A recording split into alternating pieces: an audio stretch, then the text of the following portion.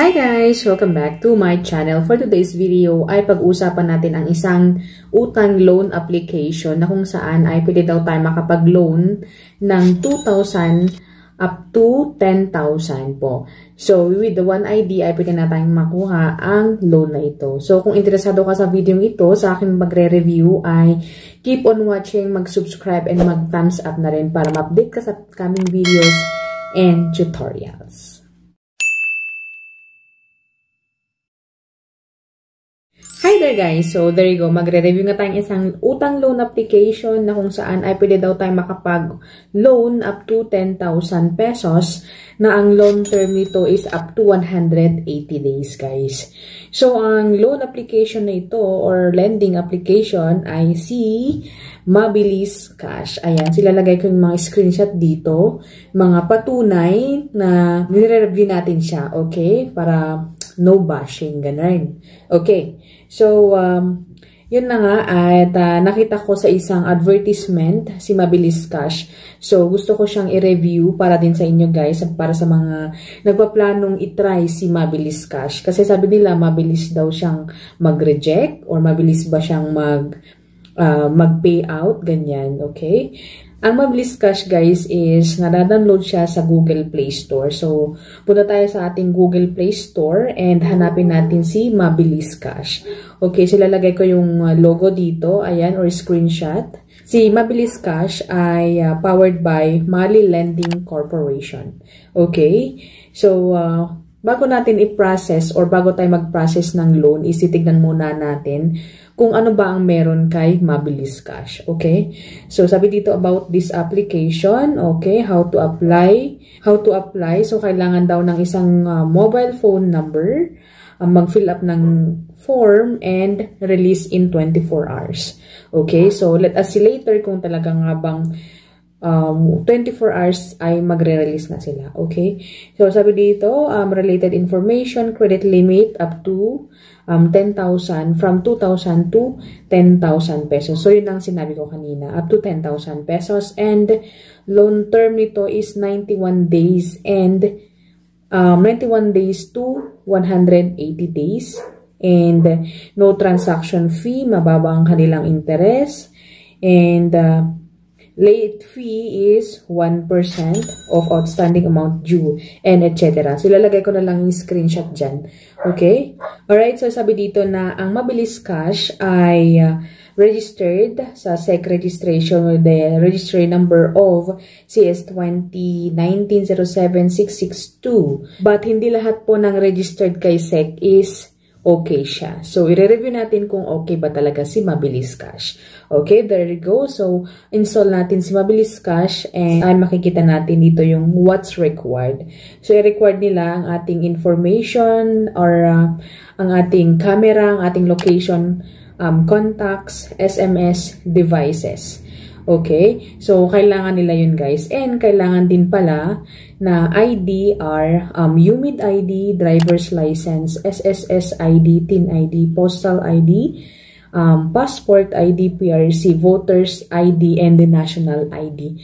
So, upon opening guys, yung application nila is makikita mo agad yung mga requirements and yung kailangan ibigay natin sa kanila yung mga permission like yung mga binasa ko na nga kanina. So, next natin siya guys. Alright? So, pag mag-next na is yung login or sign up agad-agad. Okay? So, dito na kailangan natin ng isang active phone number kasi magsisend sila ng OTP. Okay? So, pag nasend na yung OTP and then maglalagin na tayo, ay magtatanong sila ng ating personal phone or personal information like ating first name, last name, gender, date of birth, educational level, marital status, purpose of loan, email addresses, residential address, detailed address, and etc. Sa next na part or next na process is kailangan agad nila ng facial recognition. Okay, so kailangan mo mag-blink-blink, mag-ganyan, and etc. So, yan, mag-facial recognition lang tayo and then go to the next step. Okay? So, sa next step, guys, is yung contact information, yung mga reference number. Kaya, Dito sa reference number is mag-ingat po tayo sa mga nilalagay natin. Although meron pa yung mga loan application na kahit hindi natin nilagay ay tinatawagan po nila pag na-due na tayo or whatever. So, kay Mabilis Cash is kailangan nila ng tatlong reference number or contact information. Okay, so name and relationship, automatic na yun. Pagkatapos nating ibigay yung tatlong contact natin is next na natin and magne-next slide siya. Ang ating working information naman, ang ating job type or job type, length of employment, payroll, ganyan. Basta lahat tatanungin nila guys. And if i-fill up lang po natin. So, ayan yung mga screenshot, sample ng mga information na kailangan natin ibigay. So, next naman, ito na yung sa ID. Okay. So, kailangan ng ID.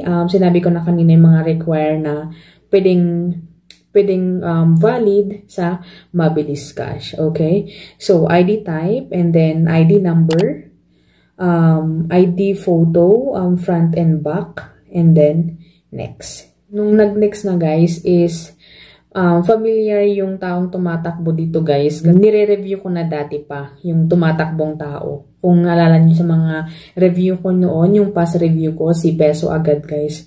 Ganito rin yung kanilang interface bang tawag doon, na may tumatakbo na ganyan. So, parang parehas din sila guys. Parang naiba lang. Kung maalala nyo guys na Peso Agad guys is nawala sa Google Play Store. And itong si Mabilis Cash naman is bago. So, maybe may pagka-parehas sila. Okay? So, sabi dito, credit limit is being calculated. So, antayin lang natin siya. Approximately 1 minute. Basta walang 5 minutes.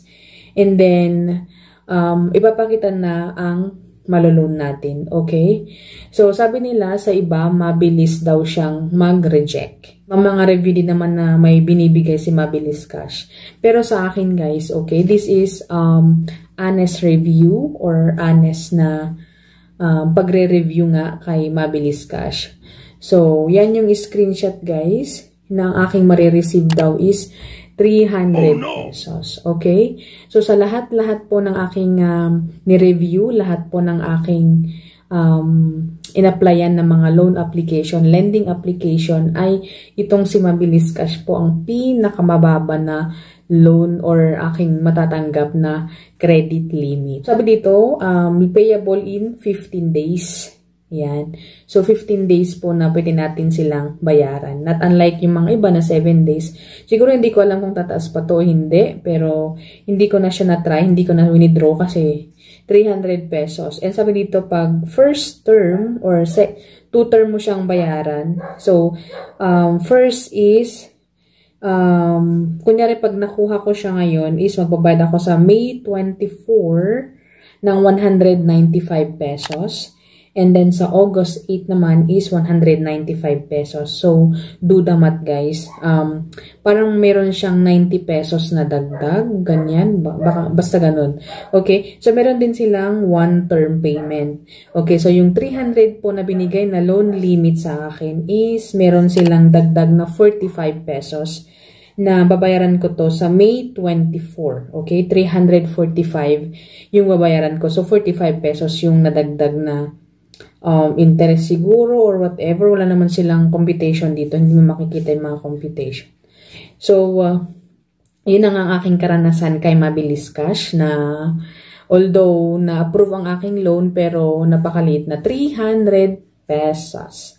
Alright guys, so let's go naman sa mga review sa Google Play Store. Okay? So, mas maganda guys na before natin gamitin ang isang lending application, mga utang application ay kailangan natin mag-investigate, manood tayo ng mga videong tulad nito, magbasa tayo sa Facebook or magbasa tayo sa mga Google Play Store kung talagang maganda sila bago natin itry. Kasi hindi po basta-basta na nagbibigay ng mga information natin like mga IDs natin, mas lalo na yung mga IDs natin kasi personal po natin use yun, okay?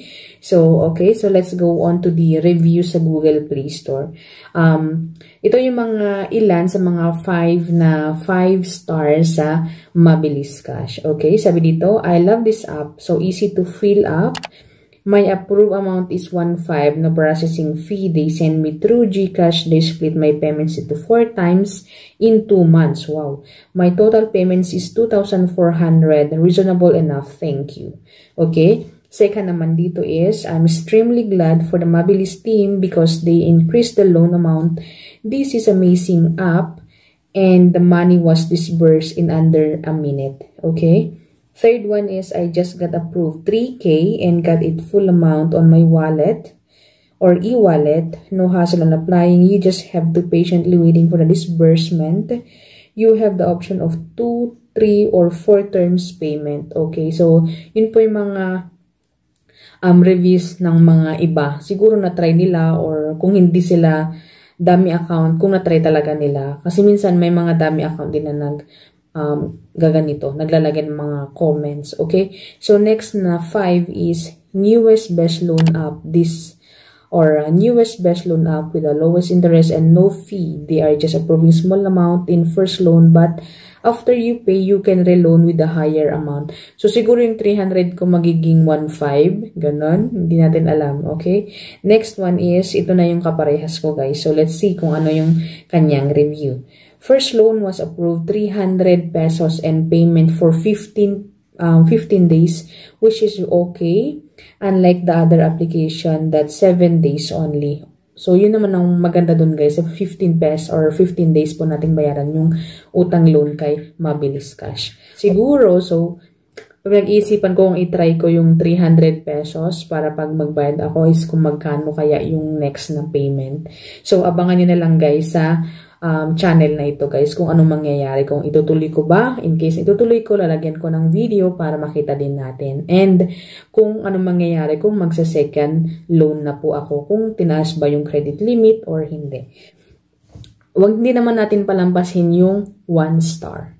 Okay, so ito naman yung mga ilan sa mga 1 star, guys. Useless loan application. They only give me 2K credit and still did not approve the loan request. Good thing, there's still better loan application like yung mga ibang magaganda like Tala, ganyan. Next one, 1 star is enough. Ayan. First loan approve agad. My details recorded already. Siyempre, di pwedeng magpalit ng number at ID, diba? But why my second loan like this? Sorry for payment failure. Please check your payment method. The payment method is just is correct because I already used it my first loan. Why like that? Hindi ko maintindihan English niya. Tinagalog mo na lang sana, te, para maintindihan ko. Okay. So, yun na nga po ang mga reviews. So, yung mga 3 star and 4 star, hindi ko na po kinuha. Basta yung pinaka-highest star and lowest star na lang po ang aking kinuha para ma-share ko na rin sa inyo, guys. So, pinag-iisipan ko kung itutuloy ko yung 300 pesos na yun kasi konti lang naman or malit lang naman ang tubo. 40 pesos lang. So, bibigyan ko kayo ng mga videos in case na itutuloy ko yung 300 pesos na yun. So, thank you for watching, guys, sa aking video for today and I hope na may napulot kayong mga tips or napulot kayong kaalaman tungkol kay Mabilis Cash. So, kung ikaw ay meron din karanasan kay Mabilis Cash, please comment down below para ma-share din natin sa mga ibang viewers natin, guys. Thank you for watching and I hope to see you on my next one. Bye!